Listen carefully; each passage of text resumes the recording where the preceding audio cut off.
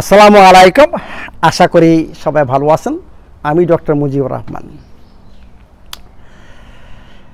একদিক দা আমি মনে করি যে আমাদের ওয়েট কি বাড়াতে হবে না কমাতে হবে, এই জিনিসটা কিন্তু সবাই মানে একটু করেন। যাদের ওয়েট কম তারা ওয়েট বাড়াতে চান, আবার যাদের ওয়েট বেশি তারা ওয়েট কমাতে চান। এইটা প্রত্যেকটা মানুষের একটা ইচ্ছা।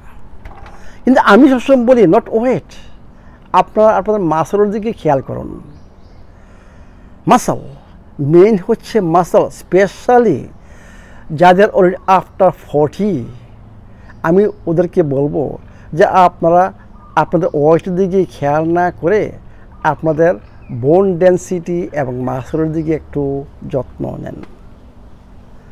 আমাদের মাসলকে রক্ষা করতে হবে, কারণ মাসল হচ্ছে আপনার পুরুষত্বের একটা সিম্বল।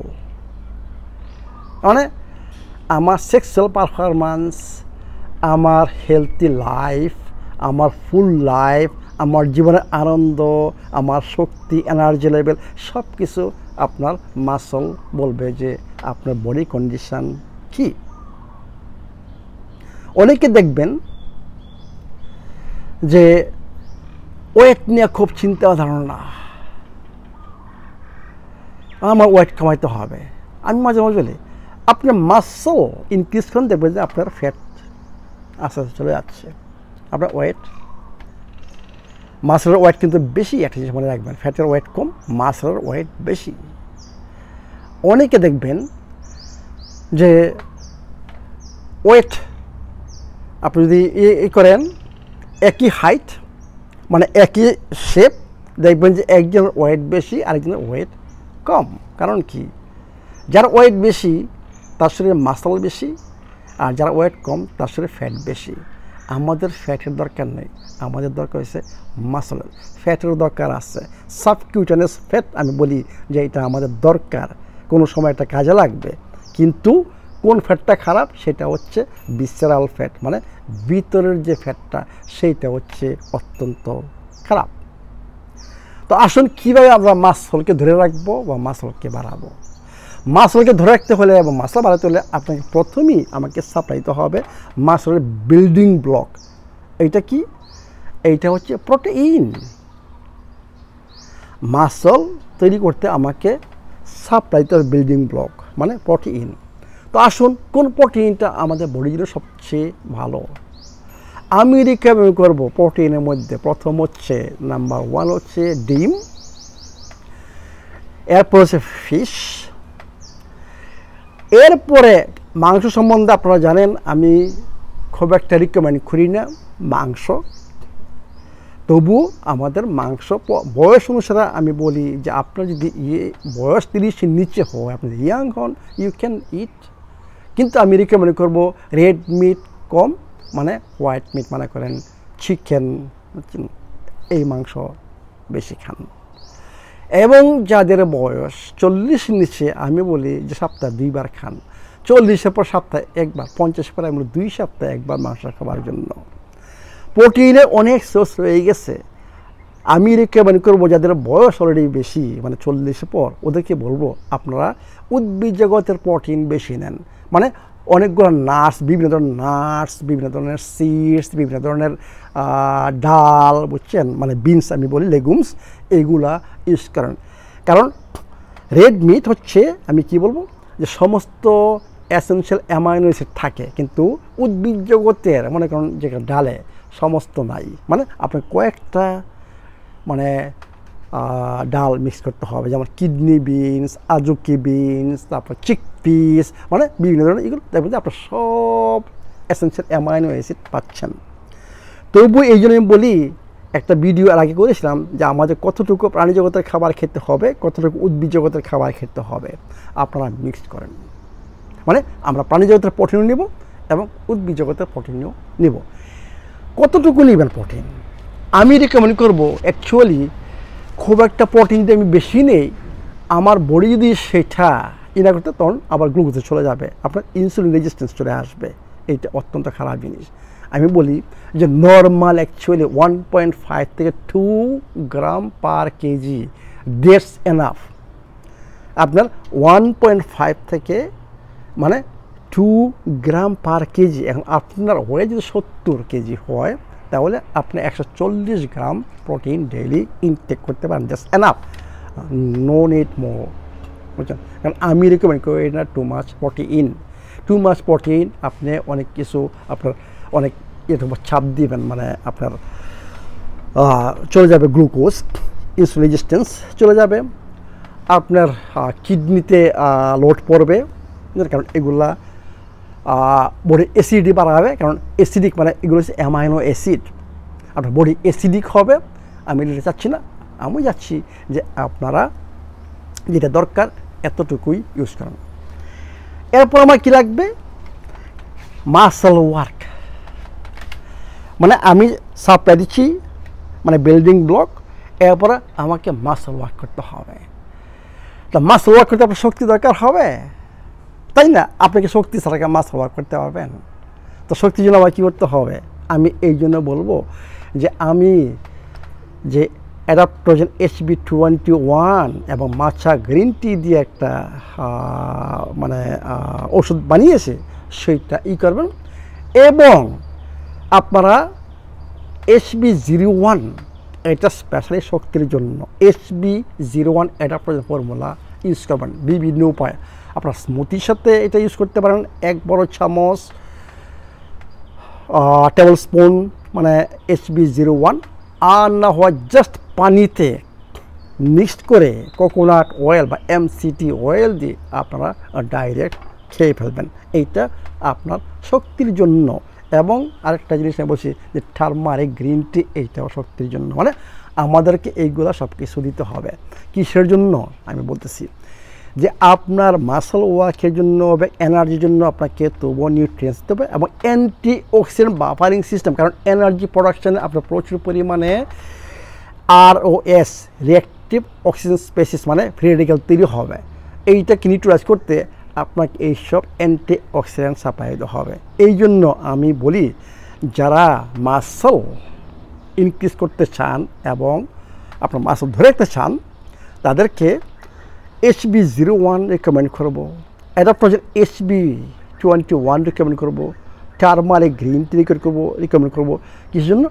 এর মধ্যে আপনার শক্তি তৈরির জন্য এবং মাসল বিল্ডিংয়ের জন্য যা দরকার সব নিউট্রিয়েন্টস রয়ে গেছে। ভিটামিন A থেকে আরম্ভ করে ভিটামিন D, ভিটামিন E, বুঝছেন, সব কিছু রয়ে গেছে।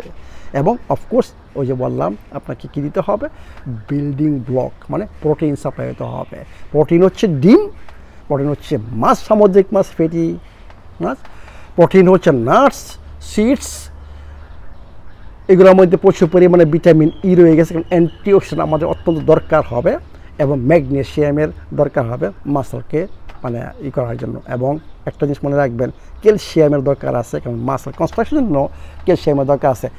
এইগুলা আমি রেকমেন্ড করবো কটেজ চিজ মাসল বিল্ডিংয়ের জন্য অত্যন্ত ভালো একটা প্রোটিন এটি। তাহলে আমরা কী প্রোটিন নিচ্ছি? উদ্ভিদ জগতের এবং প্রাণী জগতের সোজা কথা ডিম, মাছ, মাংস, কটেজ চিজ। উদ্ভিদ জগতের যত ধরনের মানে লেগুমস মানে বিনস, মানে লেন্টিল থেকে আরম্ভ করে আজুকি, চিকপিস, বিভিন্ন ধরনের বিনস রয়ে গেছে, কিডনি বিনস রয়ে গেছে, এগুলো মিক্সড বিনস বেশ, এবং নাটস এবং সিডস। এবং একই সাথে ওই যে বললাম যে আপনার অ্যান্টি অক্সিডেন্ট বাফারিং সিস্টেমকে শক্তিশালী করার জন্য, শক্তি উৎপাদনের জন্য অন্যান্য নিউট্রিয়েন্টস যা দরকার সেগুলো আপনারা পাবেন অ্যাডাপ্টোজেন HB21 এবং মাচা গ্রিন টির সাথে যে এনার্জির জন্য যেটা দরকার, এবং টারমারিক গ্রিন টি এবং HB01 মানে শক্তির জন্য, এটা স্পেশাল শক্তির জন্য, ওটা মধ্যে স্পিরুলিনা রয়ে গেছে। আর কি দরকার? আমরা কি করলাম? সমস্ত নিউট্রিয়েন্টস সাপ্লাই দিলাম, বিল্ডিং ব্লক সাপ্লাই দিলাম। এখন মাসল গ্রোথের জন্য কি দরকার? হিউম্যান গ্রোথ হরমোনের দরকার। এটা কীভাবে তৈরি হয়? এইটা তৈরি হয় মনে রাখবেন ঘুমের সময়। এর মানে কি আপনার ভালো ঘুমেরও দরকার এবং স্ট্রেস আপনাকে ম্যানেজ করতে হবে, তাই না?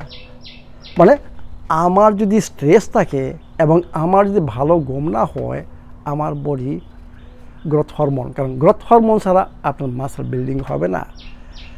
আরেকটা জিনিস কি লাগবে আপনার এই মাসল ওয়ার্ক। এই জন্য আপনাকে মাসল ওয়ার্ক করতে হবে। কিন্তু আমি এখানে রিকমেন্ড করব মাসলকে বিল্ড করার জন্য মানে হিট, মানে হাই ইন্টেন্সিভ ইন্টারভাল। এর মানে কি, আপনি প্রথম দুইটা মানে নর্মাল ইয়েতে নেবেন যতটুকু আপনি পারেন। থার্ড রিপিটেশনটা মানে থার্ড যে এইটা আসবে রিপিটেশন, সেইটা আপনার এমন ওয়েট নিতে হবে যেটা অন্য কারো সাহায্য লাগবে আপনাকে হেল্প করার জন্য, এটাকে ই করার জন্য। মানে ওইটা খুব একটা বেশি দরকার নাই রিপিটেশনের জন্য। মনে করেন জাস্ট 3 থেকে 5টা রিপিট হলে দ্যাটস এনাফ, মানে 10টা 12টা রিপিটেশনের দরকার নাই। সোজা কথা, আপনাকে মানে যত বেশি ওয়েট মানে আপনি পারতেছেন না অন্য কেউকে সাহায্য করতে, ওই ধরনের ওয়েটটা লাস্ট যে থার্ড সিরিজটা আছে সেইটা আপনাকে অত্যন্ত কম মানে ম্যাক্সিমাম 5টা 6টা বলছেন repetition, that's enough, no need 10 or 8। তাহলে আপনাকে ভালো ঘুমের ব্যবস্থা করতে হবে এবং আপনাকে ভালো মানে মাসল ওয়ার্ক করতে হবে এবং ভালো building block quality protein supply দিতে হবে। আপনাকে অ্যান্টিঅক্সিডেন্ট বাফারিং সিস্টেমকে করতে হবে এবং প্রচুর পরিমাণে শক্তির জন্য আপনাকে নিউট্রিয়েন্টস সাপ্লাই দিতে হবে, যাতে আপনি শক্তি ছাড়া আপনি এই মাসল ওয়ার্ক করতে পারবেন না। এটি তাহলেই আপনারই হবে। কিন্তু এখানে ইম্পর্টেন্ট ফাইবার, তাই না? কিন্তু এই যে এটার প্রয়োজনের মধ্যে বুঝছেন মাচা, green tea, turmeric green tea, তারপরে আপনার HB0, এগুলো তো ফাইবার, বুঝছেন? এইগুলো তো উদ্ভিজ পাতা টাতা, বুঝছেন, অ্যাডাপ্টোজেন, এগুলোর মধ্যে প্রচুর পরিমাণে ফাইবার হয়ে গেছে। তবুও আমি রিকমেন্ড করব আপনারা অর্গানিক আর ন্যাচারাল শাকসবজি, কারণ ডিমের সাথে মাছের সাথে আমি রিকমেন্ড করি যে আপনারা প্রচুর পরিমাণে এসব খাবেন, মানে শাকসবজি খাবেন। এবং অ্যাট দ্য এন্ড আপনারা আমার যে গুড কার্বোহাইড্রেট মানে বাকহুইট, কিনোয়া, ব্ল্যাক রাইস, এইটিও অত্যন্ত দরকার, কারণ এখানে প্রচুর পরিমাণে ভিটামিন বি গ্রুপ এবং অন্যান্য মিনারেলস পাবেন, যেগুলো মাসলের জন্য অত্যন্ত ইম্পর্টেন্ট। মাসলের জন্য অত্যন্ত ইম্পর্টেন্ট ফসফরাস, বুঝছেন, এবং ম্যাগনেশিয়াম, এইগুলো মিনারেলগুলো অত্যন্ত ইম্পর্টেন্ট এটিপির জন্য, শক্তির জন্য। তো সোজা কথা, আমাদেরকে মাসলকে রক্ষা করতে হবে, আমাদেরকে মাসল বিল্ড করতে হবে।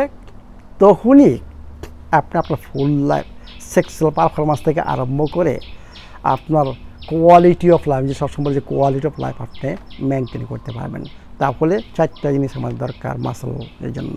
একটা হচ্ছে আমাদের বিল্ডিং ব্লক সাপ্লাই দিতে হবে, 2 নাম্বার আমাদেরকে মাসল ওয়ার্ক করতে হবে, 3 নাম্বার অ্যান্টিঅক্সিডেন্ট এবং অন্যান্য নিউট্রিয়েন্ট শক্তি উৎপাদনের জন্য যা দরকার এগুলোকে সাপ্লাই দিতে হবে। 4 নাম্বার আমাদের স্ট্রেস ম্যানেজার এবং ভালো ঘুমাইতে হবে। তাহলেই আপনি আপনার মাসলকে রক্ষা করতে পারবেন, রাখতে পারবেন। ভালো থাকুন, সুস্থ থাকুন।